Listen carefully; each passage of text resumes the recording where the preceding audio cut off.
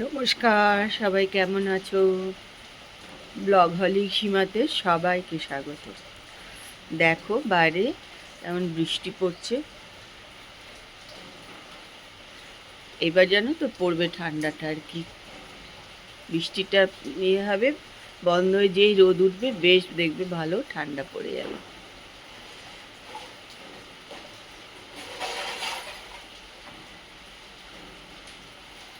ভালোই হলো, যা ধুলো না, গাছপালাগুলো এর মধ্যেই ধুলো ধুলো হয়ে গেছিল। যে বৃষ্টি হলো আবার একটু কিন্তু বেশ পরিষ্কার হয়ে গেল।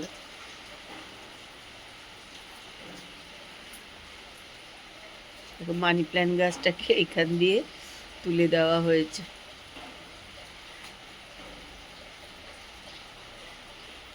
আমার ব্লগটা কিন্তু আজকে আমি এখান থেকেই শুরু করছি। তোমরা আমার সঙ্গে থাকো আর ব্লগটা দেখতে থাকো।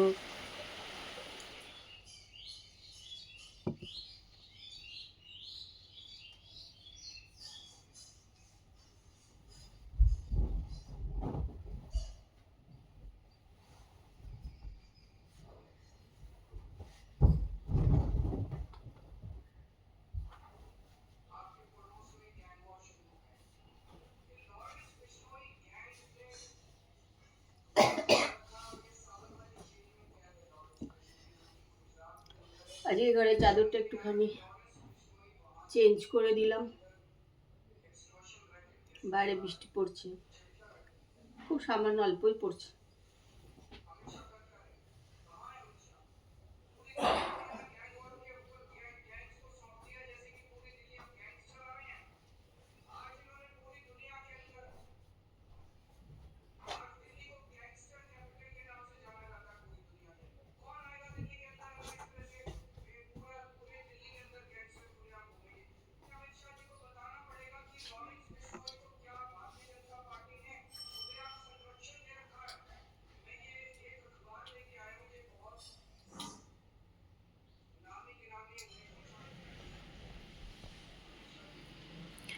সকালে জলখাবার নিয়ে বসে গেছি।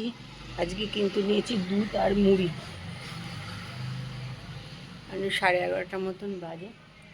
কারণ বৃষ্টি পড়ছে না, কিন্তু কিন্তু বেশ ঠান্ডা ঠান্ডা হাওয়া আছে আর কি। আকাশটা মেঘলা মেঘলাই আছে।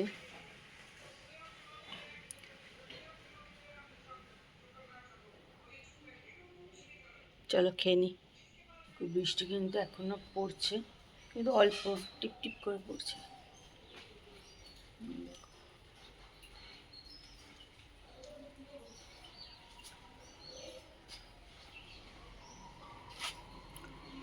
বাইরে দাঁড়ালে বেশ ঠান্ডা ঠান্ডা লাগছে।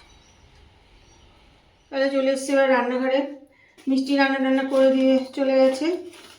এবার রান্নাঘরের কাজ আমার। রান্নাঘর পরিষ্কার করবো, ভাত বসাবো।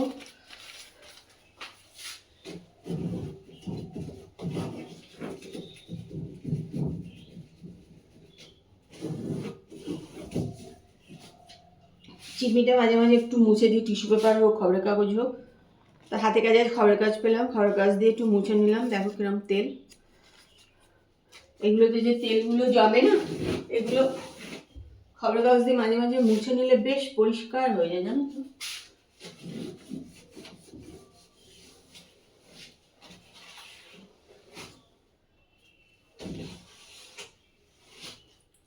দেখছো কিরকম তেল উঠে যাচ্ছে। তোমরা মাঝে মাঝে করে নেবে, তাহলে বেশি জানো তো নোংরা হয়ে যায় না। মাঝে মাঝে পরিষ্কার করে নিলে ভালো থাকে।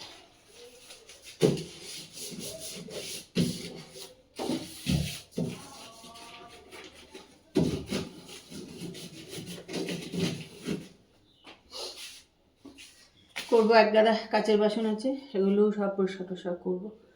আর সে কবে ঠান্ডা লেগেছে, কমছেই না। একটা মাথাটা ব্যথা করছে আজকেও বাবা। চলো একটা পরিষ্কার করে নিই। আমাদের দেখো যতই ঠান্ডা লাগুক যাই লাগুক, জল ঘাটতেই হয় আর কি। জল না ঘাটলে মানে একটুও চলে না। কেন বলো তো, রান্নাঘর দেখো রোজ পরিষ্কার করে নিতে হয়। কারণ রান্নাঘর ফেলে রাখলে হয় না, রান্নাঘর পরিষ্কার করতেই লাগে। মিষ্টি দিয়ে রান্না করে জাস্ট ওপর ওপর একটু মুছে দেয়, চলে যায়, কারণ ওর এটা কাজ নয়। তো রান্নাঘর পরিষ্কার করতেই লাগে, আর রান্নাঘর পরিষ্কার করতে হলেই জল ঘাটতে লাগে। মানে সত্যি কথা বলতে প্রত্যেকেই কিন্তু আমি দেখেছি রান্নাবান্নার পর রান্নাঘর পরিষ্কার করে আর কি। আর ভীষণ যারা নোংরা তারাই রান্নাঘর ফেলে রাখতে পারে, কিছু মনে করো না এই কথাটা বললাম বলে, কিন্তু সত্যি কথা খুব যারা নোংরা তারাই একমাত্র রান্নাঘর অপরিষ্কার রাখে।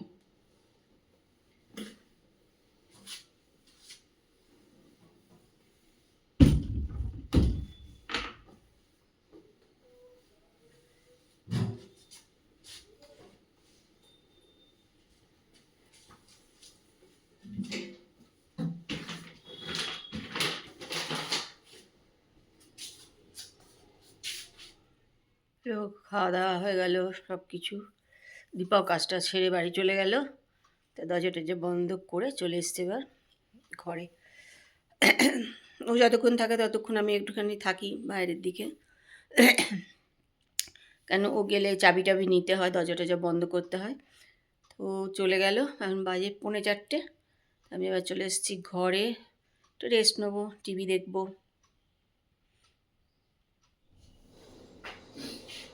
Good evening. তাও চলে এসেছি রান্নাঘরে, চা হয়েও গেছে। আজকে বেশ ঠান্ডা আছে, দেখো ফুলাতে জামা টামা পরে নিয়েছি। ঠান্ডাই, মানে ওয়েদারটা ভালো, ঠান্ডা ঠান্ডা একদম।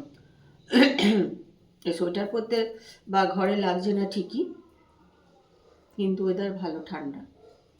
ভালো হয়েছে, ঠান্ডাটা যতক্ষণ না পড়বে না সবার এরকম সর্দি কাশি চলবেই আর কি। চল চাটা খেয়ে নিই।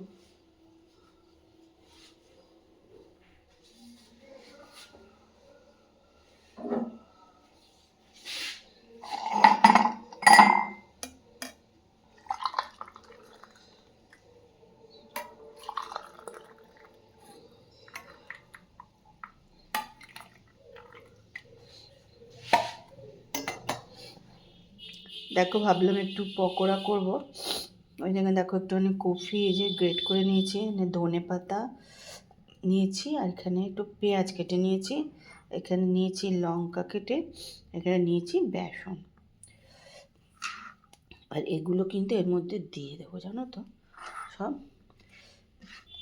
আগেই কিন্তু জল দেবো না, এগুলো সব দিয়ে দেবো এর ভেতরে।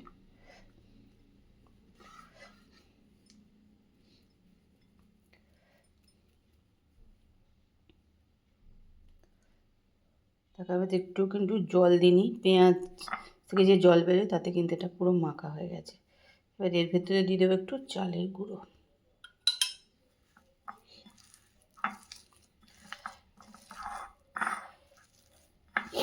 পেঁয়াজের জলেই পুরো মাখা হয়ে গেছে, এবার একটুখানি সামান্য জল দিয়ে পাতলা করে নেব।